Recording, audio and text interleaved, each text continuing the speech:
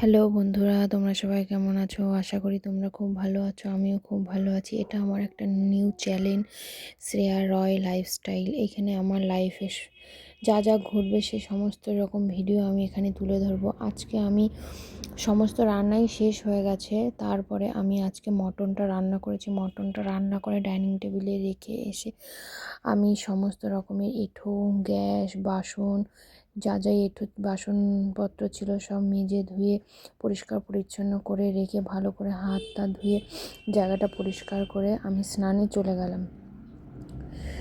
জামা কাপড় আলমারি থেকে নিয়ে আমি স্নান থেকে এসে তোমাদের সাথে কথা বলছি। চলে এসেছি স্নান করে এসে চুলটাকে ভালো করে শুকিয়ে নিলাম। নিয়ে ভালোভাবে চুলটাকে আঁচড়ে নেব।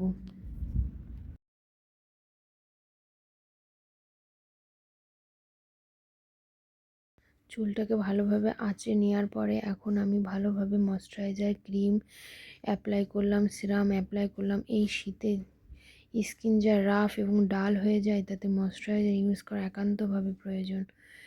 ময়শ্চারাইজার অ্যাপ্লাই করার পরে আমি ভালোভাবে লিপ বাম এবং বডি লোশন গায়ে হাত পায়ে অ্যাপ্লাই করে নিলাম।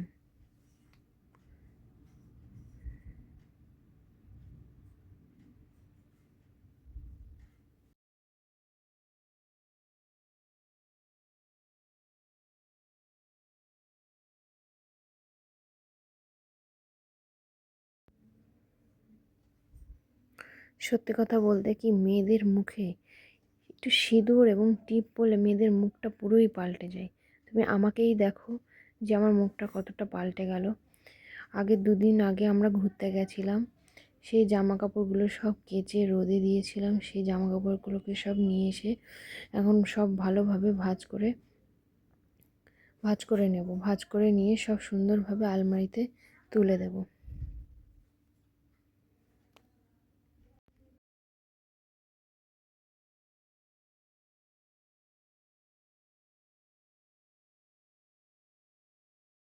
এখন সব জামা কাপড়গুলোকে ভাঁজ করে নিয়ে এখন যাব আমি খাওয়ার টেবিলে। সবাইকে খাবার দেব এবং নিজেও খাবো।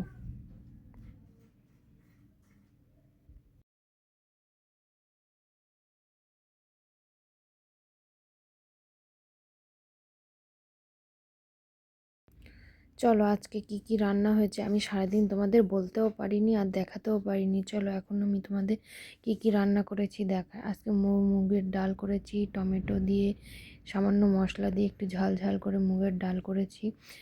আর করেছি আলু দিয়ে, মটরশুঁটি দিয়ে আর বেগুন দিয়ে একটা ঝোল। আর করেছি বাঁধাকপি। আর তো তোমরা দেখলেই কি রান্না করেছি, মটন। আজকে এই আমাদের লাঞ্চ ছিল।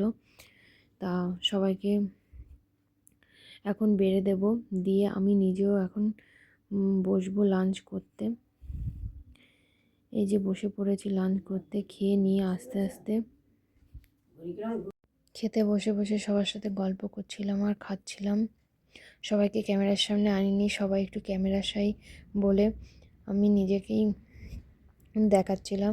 যাই হোক, সবাইকে দিয়ে ধুয়ে আমরা সবাই একসাথে বসে খাচ্ছিলাম এবং গল্প করছিলাম।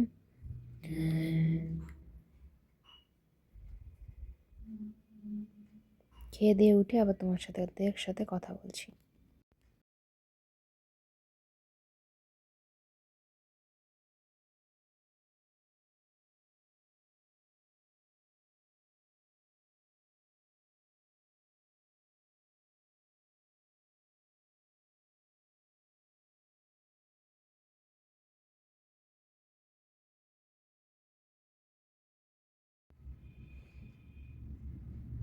খাওয়া দাওয়া করে নিয়ে এখন এসেছি নিজের সাথে নিজের মতন করে একটু টাইম স্পেন্ড করতে।